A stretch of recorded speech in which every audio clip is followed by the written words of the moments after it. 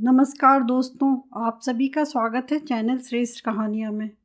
दोस्तों, आज सुनते हैं मुंशी प्रेमचंद जी की लिखी हुई एक कहानी जिसका शीर्षक है जीवन सार। मेरा जीवन सपाट समतल मैदान है जिसमें कहीं कहीं तो गड्ढे तो हैं, पर टीलों, पर्वतों, घने जंगलों, गहरी घाटियों और खंडहरों का स्थान नहीं है। जो सज्जन पहाड़ों की सैर के शौकीन हैं, उन्हें तो यह निराशा ही होगी। मेरा जन्म संवत 1967 में हुआ। पिता डाक खाने में क्लर्क थे, माता मरीज। एक बड़ी बहन भी थी। उस समय पिताजी शायद 20 रुपये पाते थे। 40 रुपये तक पहुँचते पहुँचते उनकी मृत्यु हो गई। यूँ वो बड़े ही विचारशील, जीवन पथ पर आंखें खोलकर चलने वाले आदमी थे, लेकिन आखिरी दिनों में एक ठोकर खा ही गए और खुद तो गिरे ही थे, उसी धक्के में मुझे भी गिरा दिया। 15 साल की अवस्था में उन्होंने मेरा विवाह कर दिया और विवाह करने के साल ही भर बाद परलोक सिधारे। उस समय मैं 9वें दर्जे में पढ़ता था। घर में मेरी स्त्री थी, वे माता थी, उनके 2 बालक थे और आमदनी 1 पैसे की नहीं। घर में जो कुछ लेई पूंजी थी वह पिताजी के 6 महीने की बीमारी और क्रियाकर्म में खर्च हो चुकी थी और मुझे अरमान था वकील बनने का और MA पास करने का। नौकरी उस जमाने में भी इतनी दुष्प्राप्य थी जितनी अब है। दौड़ धूप करके शायद 10-12 की कोई जगह पा जाता, पर यहाँ तो आगे पढ़ने की धुन थी। पाँव में लोहे की नहीं, अष्ट धातु की बेड़ियाँ थी और मैं चढ़ना चाहता था पहाड़ पर। पाँव में जूते न थे, देह पर साबित कपड़े न थे, महंगी अलग, 10 सेर के जौ थे। स्कूल से 3:30 बजे छुट्टी मिलती थी। काशी के क्वींस कॉलेज में पढ़ता था। हेडमास्टर ने फीस माफ़ कर दी थी। इम्तहान सिर पर था और मैं बांस के फाटक पर एक लड़के को पढ़ाने जाता था। जाड़ों के दिन थे, 4 बजे पहुंचता था, पढ़ाकर 6 बजे छुट्टी पाता। वहां से मेरा घर देहात में 5 मील पर था। तेज चलने पर भी 8 बजे से पहले घर ना पहुंच सकता और प्रातःकाल 8 ही बजे फिर घर से चलना पड़ता था। कभी वक्त पर स्कूल न पहुंचता। रात को भोजन करके कुप्पी के सामने पढ़ने बैठता और न जाने कब सो जाता। फिर भी हिम्मत बांधे हुए था। मैट्रिकुलेशन तो किसी तरह पास हो गया, पर आया 2nd डिवीज़न में और क्वींस कॉलेज में भर्ती होने की आशा न रही। फीस केवल अव्वल दर्जे वाले की मुआफ़ हो सकती थी। संयोग से उसी साल हिंदू कॉलेज खुल गया। मैंने इस नए कॉलेज में पढ़ने का निश्चय किया। प्रिंसिपल थे मिस्टर रिचर्डसन। उनके मकान पर गया। वह पूरे हिंदुस्तानी वेश में थे। कुर्ता और धोती पहने फर्श पर बैठे कुछ लिख रहे थे, मगर मिजाज को तब्दील करना इतना आसान न था। मेरी प्रार्थना सुनकर आधी कहने पाया था। बोले कि घर में कॉलेज की बातचीत नहीं करता, कॉलेज में आओ। खैर, कॉलेज में गया। मुलाकात हुई पर निराशाजनक। फीस मुआफ़ न हो सकती थी। अब क्या करूं? अगर प्रतिष्ठित सिफारिशें ला सकता तो शायद मेरी प्रार्थना पर कुछ विचार होता, लेकिन देहाती युवक को शहर में जानता ही कौन था। रोज़ घर में चलता कि कहीं से सिफारिश लाऊं, पर 12 मील की मंजिल मारकर शाम को घर लौट आता। किससे कहूं? कोई अपना पुछतर न था। कई दिनों के बाद एक सिफारिश मिली। एक ठाकुर इंद्र नारायण सिंह हिंदू कॉलेज की प्रबंधकारिणी सभा में थे। उनसे जाकर रोया। उन्हें मुझ पर दया आ गई। सिफारिशी चिट्ठी दे दी। उस समय मेरे आनंद की सीमा न रही। खुश होता हुआ घर आया। दूसरे दिन प्रिंसिपल से मिलने का इरादा था, लेकिन घर पहुंचते ही मुझे ज्वर आ गया और 2 सप्ताह से पहले न हिला। नीम का काढ़ा पीते पीते नाक में दम आ गया। एक दिन द्वार पर बैठा था कि मेरे पुरोहित जी आ गए। मेरी दशा देखकर समाचार पूछा और तुरंत खेतों में जाकर एक जड़ खोद लाए और उसे धोकर 7 दाने काली मिर्च के साथ पिसवाकर मुझे पिला दिया। उसने जादू सा असर किया। ज्वर चढ़ने में घंटे ही भर की देर थी। इस औषध ने मानो जाकर उसका गला ही दबा दिया। मैंने पंडित जी से बार बार उस जड़ी का नाम पूछा, पर उन्होंने न बताया। कहा नाम बता देने से उसका असर जाता रहेगा। 1 महीने बाद मैं फिर मिस्टर रिचर्डसन से मिला और सिफारिशी चिट्ठी दिखाई। प्रिंसिपल ने मेरी तरफ तीव्र नेत्रों से देखकर पूछा, इतने दिनों कहाँ थे? बीमार हो गया था। क्या बीमारी थी? मैं इस प्रश्न के लिए तैयार न था। अगर ज्वर बताता हूँ तो शायद साहब मुझे झूठा समझे। ज्वर मेरी समझ में हल्की सी चीज़ थी जिसके लिए इतनी लंबी गैर हाजिरी अनावश्यक थी। कोई ऐसी बीमारी बतानी चाहिए जो अपनी कष्ट साध्यता के कारण दया को भी उभारे। उस वक्त मुझे और किसी बीमारी का नाम याद न आया। ठाकुर इंद्र नारायण सिंह से जब मैं सिफारिश के लिए मिला था तो उन्होंने अपने दिल की धड़कन की बीमारी की चर्चा की थी। वह शब्द मुझे याद आ गया। मैंने कहा, पैल्पिटेशन ऑफ हार्ट सर। साहब ने विस्मित होकर मेरी ओर देखा और कहा, अब तुम बिल्कुल अच्छे हो? जी हाँ। अच्छा, प्रवेश पत्र भर कर लाओ। मैंने समझा बेड़ा पार हुआ। फार्म लिया, खाना पूरी की और पेश कर दिया। साहब उस समय कोई क्लास ले रहे थे। 3 बजे मुझे फार्म वापस मिला। उस पर लिखा था, इसकी योग्यता की जांच की जाए। यह नई समस्या उपस्थित हुई। मेरा दिल बैठ गया। अंग्रेजी के सिवा और किसी विषय में पास होने की मुझे आशा न थी और बीजगणित और रेखागणित से तो रूह कांपती थी। जो कुछ याद था वह भी भूल भाल गया था। लेकिन दूसरा उपाय ही क्या था? भाग्य का भरोसा करके क्लास में गया और अपना फार्म दिखाया। प्रोफेसर साहब बंगाली थे, अंग्रेजी पढ़ा रहे थे। वॉशिंगटन इरविक का रिपी वान विंकिल था। मैं पीछे की कतार में जाकर बैठ गया और 2 ही 4 मिनट में मुझे ज्ञात हो गया कि प्रोफेसर साहब अपने ही विषय के ज्ञाता हैं। घंटा समाप्त होने पर उन्होंने आज के पाठ पर मुझसे कई प्रश्न किए और फार्म पर संतोषजनक लिख दिया। दूसरा घंटा बीज गणित का था।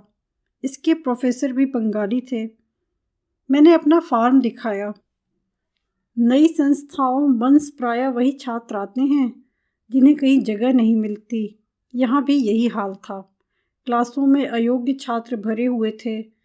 पहले रेले में जो आया वह भर्ती हो गया। भूख में साग पात सभी रुचिकर होता है। अब पेट भर गया था। छात्र चुन चुन कर लिए जाते थे। इन प्रोफेसर साहब ने गणित में मेरी परीक्षा ली और मैं फेल हो गया। फार्म पर गणित के खाने में असंतोषजनक लिख दिया। मैं इतना हताश हुआ कि फार्म लेकर फिर प्रिंसिपल के पास न गया, सीधा घर चला आया। गणित मेरे लिए गौरी शंकर की चोटी थी, कभी उस पर न चढ़ सका। इंटरमीडिएट में 2 बार गणित में फेल हुआ और निराश होकर इम्तहान देना छोड़ दिया। 10-12 साल के बाद जब गणित की परीक्षा में अख्तियारी हो गई तब मैंने दूसरे विषय लेकर उसे आसानी से पास कर लिया। उस समय तक यूनिवर्सिटी के इस नियम ने कितने युवकों की आकांक्षाओं का खून किया, कौन कह सकता है। खैर, मैं निराश होकर घर तो लौट आया, लेकिन पढ़ने की लालसा अभी तक बनी हुई थी। घर बैठकर क्या करता? किसी तरह गणित को सुधारूं और कॉलेज में भर्ती हो जाऊं, यही धुन थी। इसके लिए शहर में रहना जरूरी था। संयोग से एक वकील साहब के लड़कों को पढ़ाने का काम मिल गया। 5 रुपये वेतन ठहरा। मैंने 2 रुपये में अपना गुजर करके 3 रुपये घर पर देने का निश्चय किया। वकील साहब के अस्तबल के ऊपर एक छोटी सी कच्ची कोठरी थी, उसी में रहने की आज्ञा ले ली। एक टाट का टुकड़ा बिछा दिया। बाजार से एक छोटा सा लैंप ले आया और शहर में रहने लगा। घर में कुछ बर्तन भी लाया। एक वक्त खिचड़ी पका लेता और बर्तन धो मांज कर लाइब्रेरी चला जाता। गणित तो बहाना था, उपन्यास आदि पढ़ा करता। पंडित रतन नाथ दर का फसाना ए आज़ाद उन्हीं दिनों पढ़ा। चंद्रकांता संतति भी पढ़ी। बंकिम बाबू के उर्दू अनुवाद जितने पुस्तकालय में मिले सब पढ़ डाले। जिन वकील साहब के लड़कों को पढ़ाता था उनके साले मेरे साथ मैट्रिकुलेशन में पढ़ते थे। उन्हीं की सिफारिश से मुझे ये पद मिला था। उनसे दोस्ती थी, इसलिए जब ज़रूरत होती पैसे उधार ले लिया करता था। वेतन मिलने पर हिसाब हो जाता था। कभी 2 रुपये हाथ आते, कभी 3। जिस दिन वेतन के 2-3 रुपये मिलते, मेरा संयम हाथ से निकल जाता। प्यासी तृष्णा हलवाई की दुकान की ओर खींच ले जाती। 2-3 आने पैसे खाकर ही उठता। उसी दिन घर जाता और 2-2.5 रुपए दे आता। दूसरे दिन से फिर उधार लेना शुरू कर देता, लेकिन कभी कभी उधार मांगने में भी संकोच होता और दिन का दिन निराहार व्रत रखना पड़ जाता। इस तरह 4-5 महीने बीते। इस बीच एक बजाज से 2-2.5 रुपए के कपड़े लिए थे। रोज़ उधर से निकलता था। उसे मुझ पर विश्वास हो गया था। जब महीने 2 महीने निकल गए और मैं रुपए न चुका सका तो मैंने उधर से निकलना ही छोड़ दिया। चक्कर देकर निकल जाता। 3 साल के बाद उसके रुपए अदा कर सका। उसी ज़माने में शहर का एक बेलदार मुझसे हिंदी पढ़ने आया करता था। वकील साहब के पिछवाड़े उसका मकान था। जान लो भैया उसका शकुन तकिया था। हम लोग उसे जान लो भैया ही कहा करते थे। एक बार मैंने उससे भी 8 आने पैसे उधार लिए थे। वह पैसे उसने मुझसे मेरे घर गांव में जाकर 5 साल बाद वसूल किए। मेरी अब भी पढ़ने की इच्छा थी, लेकिन दिन दिन निराश होता जाता था। जी चाहता था कहीं नौकरी कर लूं, पर नौकरी कैसे मिलती है और कहाँ मिलती है यह न जानता था। जाड़ों के दिन थे, पास एक कौड़ी न थी। 2 दिन एक एक पैसे का चबेना खाकर काटे थे। मेरे महाजन ने उधार देने से इनकार कर दिया था, या संकोचवश मैं उससे मांग न सका था। चिराग जल चुके थे। मैं एक बुक सेलर की दुकान पर एक किताब बेचने गया था। चक्रवर्ती गणित की कुंजी थी। 2 साल हुए खरीदी थी। अब तक उसे बड़े जतन से रखे हुआ था, पर आज चारों ओर से निराश होकर मैंने उसे बेचने का निश्चय किया। किताब 2 रुपए की थी, लेकिन एक पर सौदा ठीक हुआ। मैं रुपया लेकर दुकान से उतरा ही था कि एक बड़ी बड़ी मूंछों वाले सौम्य पुरुष ने, जो उस दुकान पर बैठे हुए थे, मुझसे पूछा, तुम कहाँ पढ़ते हो? मैंने कहा, पढ़ता तो कहीं नहीं हूँ, पर आशा करता हूँ कि कहीं नाम लिखा लूँगा। मैट्रिकुलेशन पास हो? जी हाँ। नौकरी करने की इच्छा तो नहीं है? नौकरी कहीं मिलती ही नहीं। वह सज्जन एक छोटे से स्कूल के हेडमास्टर थे। इन्हें एक सहकारी अध्यापक की ज़रूरत थी। 18 रुपये वेतन था। मैंने स्वीकार कर लिया। 18 रुपये उस जमाने में मेरी निराशा व्यथित कल्पना की ऊंची से ऊंची उड़ान से भी ऊपर थे। मैं दूसरे दिन हेडमास्टर साहब से मिलने का वादा करके चला तो पांव जमीन पर न पड़ते थे। यह सन 1899 की बात है। परिस्थितियों का सामना करने को तैयार था और गणित में अटक न जाता तो अवश्य आगे जाता, पर सबसे कठिन परिस्थिति यूनिवर्सिटी की मनोविज्ञान शून्यता थी, जो उस समय और उसके कई साल बाद तक उस डाकू का सा व्यवहार करती थी जो छोटे बड़े सभी को एक ही खाट पर सुलाता है। मैंने पहले पहल 1907 में गल्पें लिखनी शुरू की। डॉक्टर रविंद्रनाथ की कई गल्पें मैंने अंग्रेज़ी में पढ़ी थी और उनका उर्दू अनुवाद उर्दू पत्रिकाओं में छपवाया था। उपन्यास तो मैंने 1901 ही से लिखना शुरू किया। मेरा एक उपन्यास 1902 में निकला और दूसरा 1904 में, लेकिन गल्प 1907 से पहले मैंने एक भी न लिखी। मेरी पहली कहानी का नाम था संसार का सबसे अनमोल रत्न। वह 1907 में ज़माना में छपी। उसके बाद मैंने 4-5 कहानियाँ लिखीं। 5 कहानियों का संग्रह सोजे वतन के नाम से 1909 में छपा। उस समय बंग भंग का आंदोलन हो रहा था। कांग्रेस में गर्म दल की सृष्टि हो चुकी थी। इन 5 कहानियों में स्वदेश प्रेम की महिमा गाई गई थी। उस वक्त मैं शिक्षा विभाग में सब डिप्टी इंस्पेक्टर था और हमीरपुर ज़िले में तैनात था। पुस्तक को छपे 6 महीने हो चुके थे। एक दिन मैं रात को अपनी रावटी में बैठा हुआ था कि मेरे नाम जिलाधीश का परवाना पहुंचा कि मुझसे तुरंत मिलो। जाड़ों के दिन थे, साहब दौरे पर थे। मैंने बैलगाड़ी जुतवाई और रातों रात 30-40 मील तय करके दूसरे दिन साहब से मिला। साहब के सामने सोजे वतन की एक प्रति रखी हुई थी। मेरा माथा ठनका। उस वक्त मैं नवाब राय के नाम से लिखा करता था। मुझे इसका कुछ कुछ पता मिल चुका था कि खुफिया पुलिस इस किताब के लेखक की खोज में है। समझ गया, उन लोगों ने मुझे खोज निकाला और इसी की जवाबदेही करने के लिए मुझे बुलाया गया है। साहब ने मुझसे पूछा, यह पुस्तक तुमने लिखी है? मैंने स्वीकार किया। साहब ने मुझसे एक एक कहानी का आशय पूछा और अंत में बिगड़कर बोले, तुम्हारी कहानियों में सिडिशन भरा हुआ है। अपने भाग्य को बखानों की अंग्रेजी अमलदारी में हो।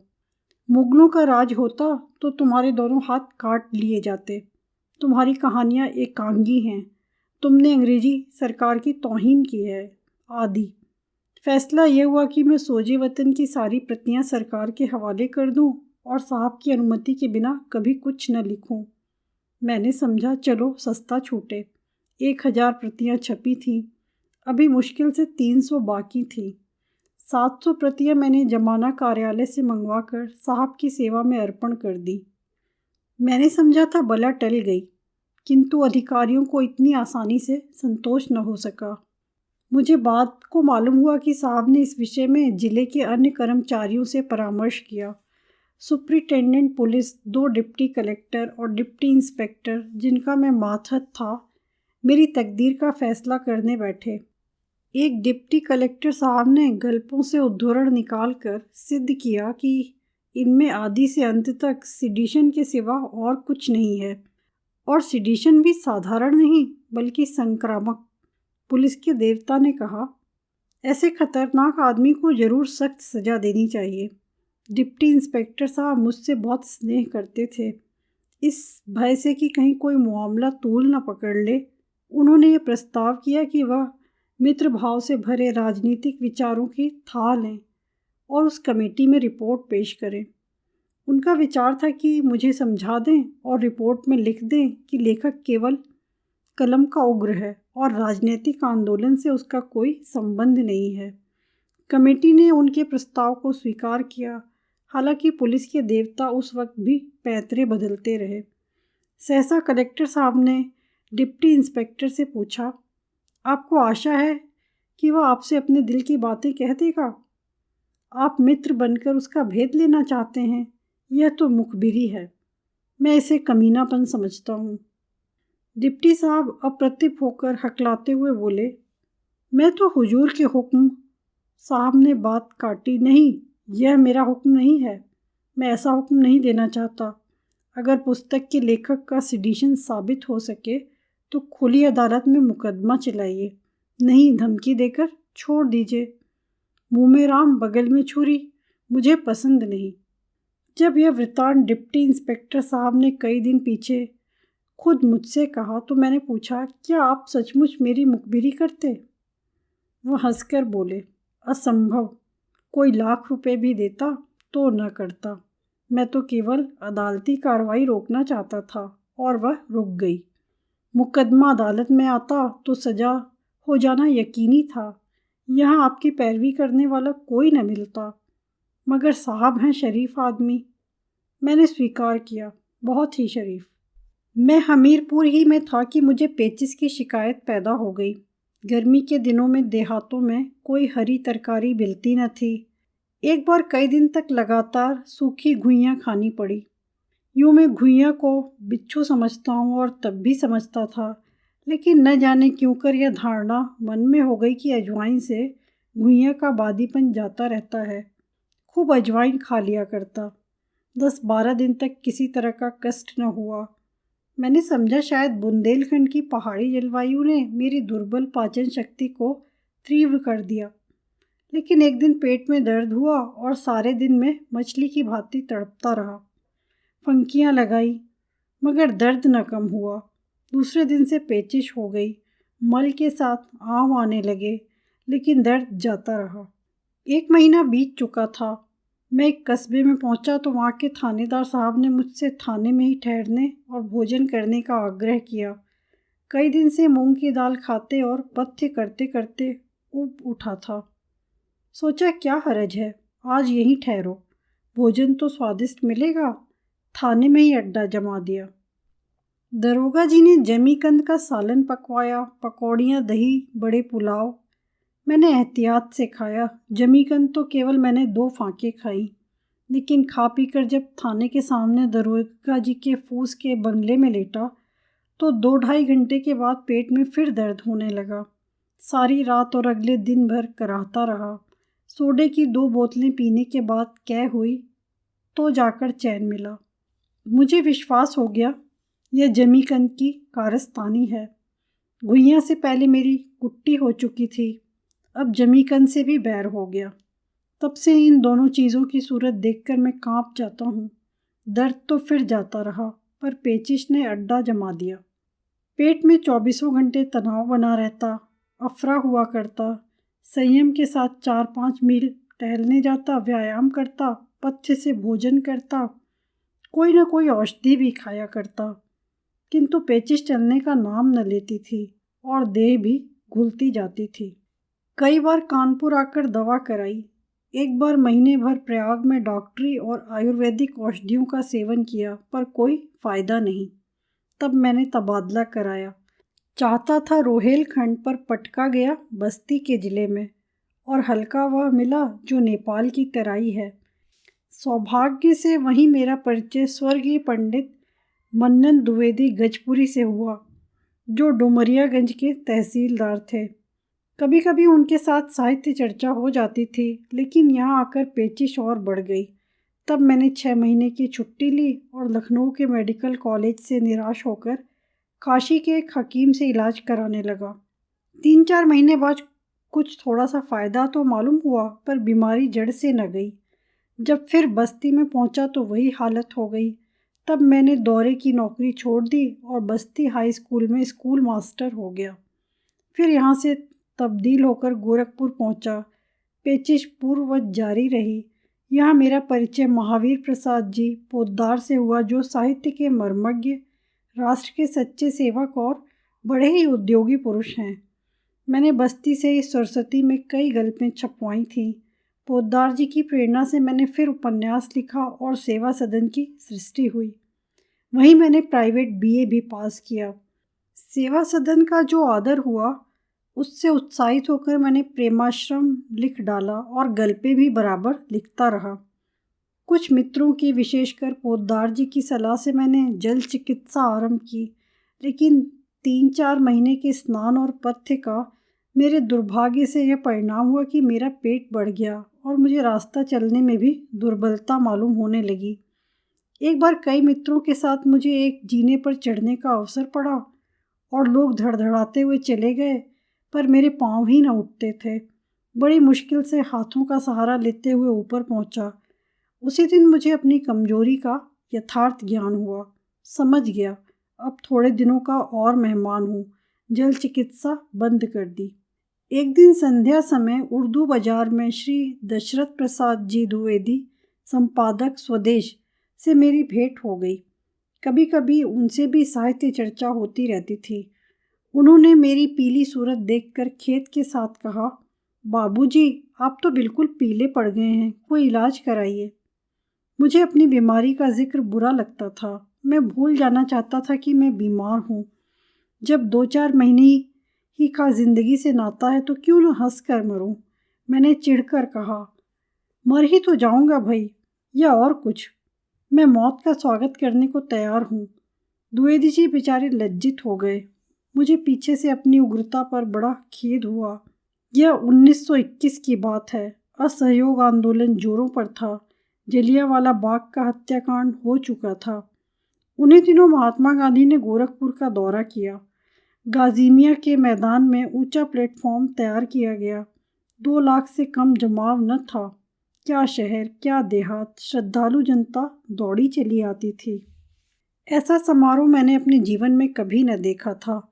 महात्मा जी के दर्शनों का यह प्रताप था कि मुझ जैसा मरा हुआ आदमी भी चेत उठा। उसके 2 ही 4 दिन बाद मैंने अपनी 20 साल की नौकरी से इस्तीफ़ा दे दिया। अब देहात में चलकर कुछ प्रचार करने की इच्छा हुई। पोद्दार जी का देहात में एक मकान था। हम और वह दोनों वहाँ चले गए और चरखे बनवाने लगे। वहाँ जाने के 1 ही सप्ताह बाद मेरी पेचिश कम होने लगी। यहाँ तक कि 1 महीने के अंदर मल के साथ आँव आना बंद हो गया। फिर मैं काशी चला आया और अपने देहात में बैठकर कुछ प्रचार और कुछ साहित्य सेवा में जीवन को सार्थक करने लगा। गुलामी से मुक्त होते ही मैं 9 साल के जीर्ण रोग से मुक्त हो गया। इस अनुभव ने मुझे कट्टर भाग्यवादी बना दिया है। अब मेरा दृढ़ विश्वास है कि भगवान की जो इच्छा होती है वही होता है, और मनुष्य का उद्योग भी इच्छा के बिना सफल नहीं होता।